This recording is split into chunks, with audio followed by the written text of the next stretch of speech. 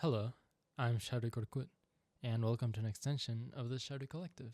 Okay, so today I'm going to get an art signature, and I'm also going to get a regular signature. I've had this really ugly signature I've been doing since I was young to sign important papers. And I mean, I'm not an artist. I'm in school for computer science. But when I took an art class, because I like art, my teacher said that we had to sign our art, and I didn't really want to put my signature for documents on it, so then I just wrote my name, which I don't know, seems kind of lame, especially since I'm doing art every now and then and posting it online. I think it would be cool to have something that people can look me up by, because my art isn't good, so I don't think I'm gonna have the issue of people trying to steal it. I just like doing it for fun, so we're gonna get a signature. Okay, so to start off with, I'm gonna open up a drawing I've been making. Like I said, I'm not good at drawing, but I'll improve in the future. Okay, so here is my masterpiece. I'm gonna be naming this piece Snake City, and you can see it's a snake, and it's got little different types of snakes in it, and it's a city. So what I'm gonna go do now is I'm gonna come up with a couple of signatures. I have some ideas, so I'm just gonna try and figure them out, and I'm gonna come back and we're gonna sign a drawing. Okay, I'm back after many attempts. I also found this Mario Kart Wii notebook that I've been using for all my signatures. I was able to figure out the new art signature and also my own personal one, which I'm not going to show for obvious reasons. I have made the art one it looks complex. I know the point of a thing is that it's supposed to be quick, but I kind of really like it. I guess before I show you the final one, we're going to move on to the symbol so you can sort of understand why I made it that way. I've also been eating these pokey things or whatever. They're kind of really good. I don't typically like to buy candies and sweet stuff because I usually eat it all at once. But I saw them at the supermarket. Do you guys like these? Let me know. Okay, so now we're going to talk about the symbol I made. I got some iterations I went through while making it, but I had been thinking about this for a while because I thought, I don't know, I haven't really seen something that represents the idea I'm trying to go for. As I've mentioned before, and more thoroughly in the last video, that I'm interested in human longevity and learning out of curiosity. So I thought about well, I wonder if there's some sort of symbol I can use in my videos and stuff, but I can't really find any. I mean, there's symbols for knowledge, like a book or a owl or something, but there's not really a symbol to represent the idea of wanting to learn forever. So I created my own, and I'll show it. So here you can sort of see the notes I was trying to make. This is it. It might not look like much, but I packed a lot of symbolism into it, and I thought about it a lot because I wanted it to be a simple design, sort of how the infinity symbol, you only you don't lift your pen once, or the peace symbol, you go 1, 2, and 3, or the yin yang, it's 1, 2, 3, 4, and mine is only 3. As you can see here, you go 1, and then sort of a V, and then a point. Okay, so now we're in Clip Studio Paint, so I'll just make it again. So I'm gonna give a quick explanation and then go in depth. If you don't really care much for this, there's chapters on the video you can skip through. I'm gonna name this the Eternal Curiosity symbol. And the reason why I'm making this is because I really believe in my ideas or my goals, and I'd like to be able to represent them in some way. So, I mean, since one doesn't really exist, I thought I would make my own. Okay, so to start the brief explanation, basically, this is going to be called the Eternal Curiosity symbol. This is because there are symbols for curiosity or knowledge. I haven't seen something that represents my interest in longevity and my ideas for curiosity, so I decided to make my own. So for the short explanation, I've sort of written around here. This point represents consciousness. The everything around represents the unknown. The line here, that is almost a circle, represents understanding and movement and change. The inside represents all the knowledge we've gathered. And this part represents curiosity. I've given each one of these a different meaning, and the gap also has a meaning. Now for the more in-depth explanation, this dot represents consciousness. I'm not talking about human consciousness. I'm talking about any sort of consciousness, because I think conscious beings come with curiosity. If you don't wonder or want to learn about the world around you, then I'm not entirely sure you would be conscious. It would be more like you're sort of just existing, or you're just there. If you're not curious, you can't learn and you can't make any decisions. So when I mean consciousness, this could apply to, of course, humans, AI if it gets to that point, aliens perhaps, or even animals. We can see how animals get sad, angry, happy, and you can even see them be curious about things, even among insects. The line that forms an almost circle around the gathered knowledge is our understanding, which is sort of the line between our gathered knowledge and the unknown, which is everything outside. It also represents movement and change, which is what the eternal part comes from, but I'll explain that in a second. These 3 different points represent how we should go about our knowledge. As you can see here, it's a fork of our understanding where it divides. What I'm trying to say here is that this specific one represents looking back towards where we started, like us as conscious beings, or maybe a specific question that we're asking with our consciousness. Like, why are we even asking it? This line here is pointing to the center, and it means that we should be curious and review and question what we know, because we can always be wrong about what we believe or our knowledge. And this last line here is pointing to the outside, saying that we should reach out to the unknown, because that's how we gather more knowledge to better our understanding. Now I'll explain what I mean by the movement and change, because this is where the eternal part comes in. So you know how like the yin yang circle sort of represents movement, like how they sort of go together, like the flow, sort of like if they were like spinning. Well, I sort of wanted something similar. So as you can see here, I'm sort of mentioning how it is zooming out and it's closing in. What I mean by this is, let's imagine that my hand is the symbol. If we gather more knowledge into our circle of understanding here, it would just sort of like expand, you know, until I guess at one point it would be too open. But that's not how knowledge works. The more knowledge we gather, the more our understanding also grows. And I'm talking about like the understanding of our surroundings, of the world, our universe. So what I meant by like the closing in part is that once we put in more knowledge, the understanding closes in and we get more knowledge and the understanding closes in again. And I mean, there's a hole down here, but that's because my fingers aren't long enough. So it's just like expanding, you know? And this is what I meant by the eternal part, is that it doesn't matter how much knowledge we put in here. It's just going to expand and close in and expand and close in for eternity, basically. I explained it better in the last video, but what I'm trying to say here is that we should strive for immortality so that we can learn more things and make better decisions. Now, you could argue that there could be a point where we would learn everything. Now, I don't think we have to learn everything, because first off, I don't think that's even possible. But I do think that the more we learn, the better decisions we can make.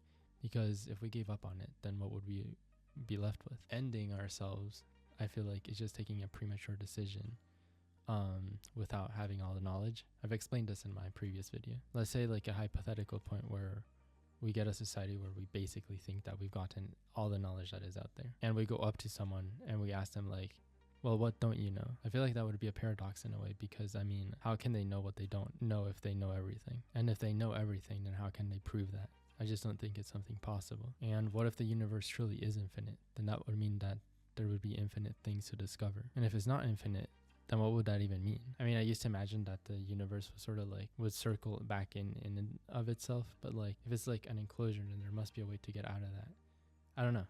I feel like it must be infinite. And what if there's different types of knowledge that humans as they are now can't really understand due to our evolution? Because I mean, we evolved due to our circumstances, right? Because what if we were in different environments and we could receive information in different ways? Could we have processed our surroundings differently? I suppose we can't really know unless we change ourselves. I mean, we have to interpret the world around us, even if we don't fully understand it. But I thought this was pretty cool. I kind of really like my symbol.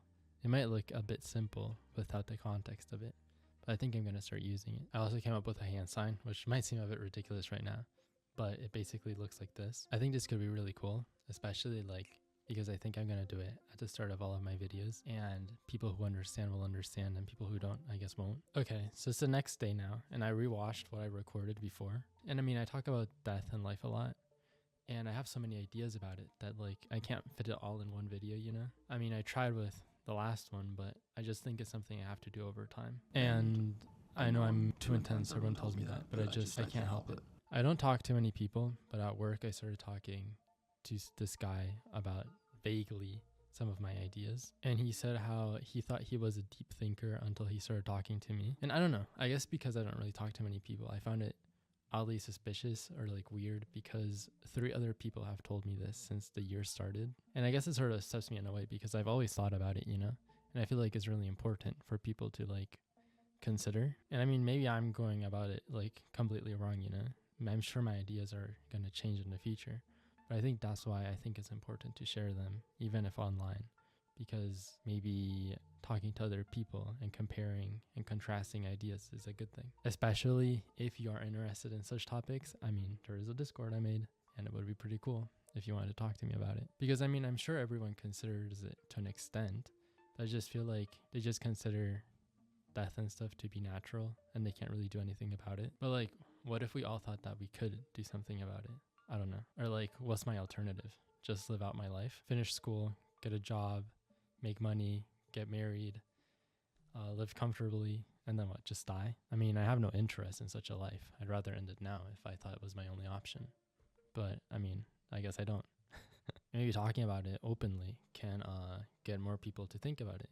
And maybe I'll find people who think like me as well. I think that would be cool. Though I also think it's a good idea to find people who don't think like me, because you don't want to be like in an echo chamber, you know? But okay, I guess I'm rambling again. I'm going to go back to my hand symbol. Basically, I'm sort of modeling this part, sort of how the peace sign is, because you know how like the symbol looks like this, but then the like hand sign looks like this. I'm not sure if they're related, but like this is how I like correlate them in my head. So like obviously you can't make the symbol, you know, like, I mean, how would you even make that? So then I'm going to do something similar. The hand symbol is going to be like a simplification of the actual symbol. So basically, okay, I've tried to think about how to make the dot, and I think this is the coolest way. So like, you know, like if I'm looking at someone, the dot would be like my thumb. And if I put it in the middle of my head where I feel like my consciousness takes place, then it's sort of representing it, you know? Because when I think, I don't feel like I'm thinking including my hand, you know? It feels like it takes place in my head, which is also sort of like a dot. So I don't know, I thought it was pretty cool. And then we've also got the looking back at where we started or why we're asking something. The review what we know and like question it. And the last one, which would be to reach out to the unknown. I was having a hard time, like, because this is the curiosity part, this is the consciousness, and then I wanted the longevity part. And I couldn't really make a circle, or like, if I tried to do something like this, I think it's like F in American Sign Language, because I did post my hand on Reddit asking if it meant anything, and some people said that it looked like an old version of the F, and it sort of looks like the F. But I don't think so, because what I'm doing is this. And I think that one sort of looked like this. And I mean, I guess looking like an F isn't as terrible as it being like a bad word, you know? Because I also tried looking up the symbol I made, but I also couldn't find anything that was like similar that could be like misconstrued. So I think we're good. Okay, so then this, I guess, would represent the line of sort of like the circle thing, but of our understanding and our knowledge. And then everything outside of it is what we don't know, and how I guess we will eternally continue. So it's sort of like pointing at it. And it's not perfect, but it represents the idea, you know? So now if you see me do this, you'll know what I mean. I don't know. I think it's kind of a cool idea, even if it's a little maybe childish. So now that we know all of that, we're going to go to the signature. Okay, so the signature is a little long-winded, but I think I can do it pretty fast now. I haven't really practiced it that much, but I don't know. I don't think it's that complicated. So basically, I go like this.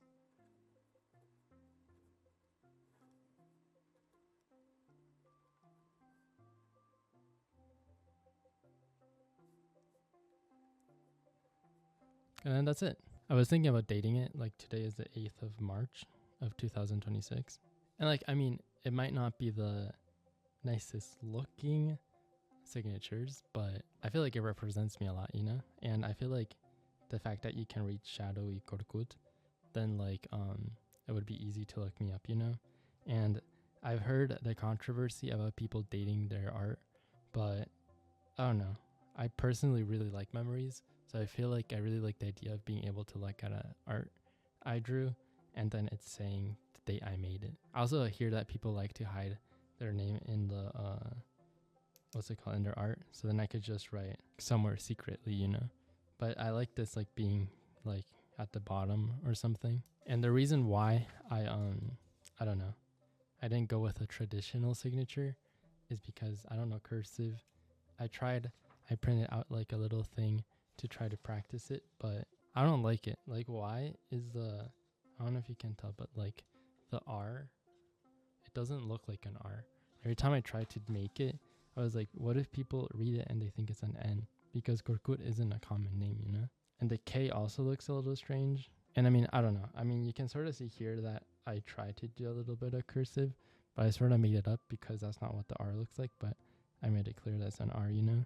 Okay, so now we're in Clip Studio Paint again, and I'm gonna try to do it digitally, which I found is a little harder than doing it on the paper. Okay, so here it is. And basically, I wanted to show how like I went through so many iterations. I'll show some of them here. What I liked about this one is like, I mean, I really like to draw the star, you know? I was gonna include this anyway, because I mean, I like the universe, you know, I like thinking about space and stuff. So I really like stars. The eye, I feel represents like awareness, you know? I like the idea of, I don't know, maybe also like thinking in a way. I draw this eye everywhere. The crown, of course, crown represents sort of control, not controlling others, but controlling my own life. Then we got here, which I thought was really cool. Like originally when I was drawing the Y, I thought it looked a little strange because I was like, it looks kind of empty. And I was even drawing the star here. But then I when I made the symbol, I thought like, well, actually I can put the dot here and I can put this here and it looks like my symbol. I was pretty proud of this part. I thought it fit really good. And then Korkut, I mean, it's my username and I think it's relatively easy to read, and a date. So I can look at whatever I made and know when it was made. Okay, so now we've successfully put my signature on the drawing. I also posted it to my Care account. This is where I track all of my like art progress, you know, though I also sometimes post it on my Instagram. Also, since I've been using I've recently just been using Clip Studio Paint, but I've had it for a while, and like I saw you could do animations in it, so I kind of wanted to try it out. Whoa, do you see this? I mean, I have a I don't know if I've showed it on this video, but a Wacom or whatever, like a screenless iPad or like a screenless tablet. So then, I mean, I really like to learn animation. I think it could be useful for the Shadowy Collective idea too. Oh, and speaking of that, I was thinking instead of calling it a game, I was going to start calling it maybe like a realm or something. I know, maybe a bit ridiculous, but just calling it a game doesn't feel right. At least the way I think about it. I've not explained it yet, so I mean, I guess none of you are really going to understand unless you're watching from really far in the future. Which, I mean, what's it like? Have we accomplished much? I bet future me will watch this one day too. You haven't given up on the big goals, have you? Unless we came across new information that changed our ideas significantly. Then I guess that would be acceptable. But okay, we're going off topic again. So the animation part. I mean, I don't even know how to do. Oh, okay. I messed around with this like a really long time ago. Like I know what onion skin is. I think. Oh, perfect. I'm also still not really good at doing layers. I mean, let's try, I guess. So we'll make a little stick man. Actually, I'll come back when I'm done with my animation. Okay, so I finished my first animation. So I'll click play.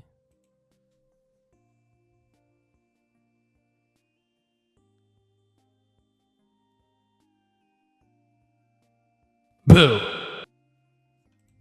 And that's it. I mean, I think you can sort of tell that it's a bit Undertale inspired. And I mean, I guess it's technically not my first animation because when I was younger, I used to use an app called Framecast or Drawcast Plus, something like that. I'm pretty sure that app is taken down and doesn't exist anymore, but I remember using it. And I mean, I used to go on Amino all the time. So I guess doing this sort of reminded me of that era. Okay, so now it's time to kill AI. And I'm being a bit dramatic.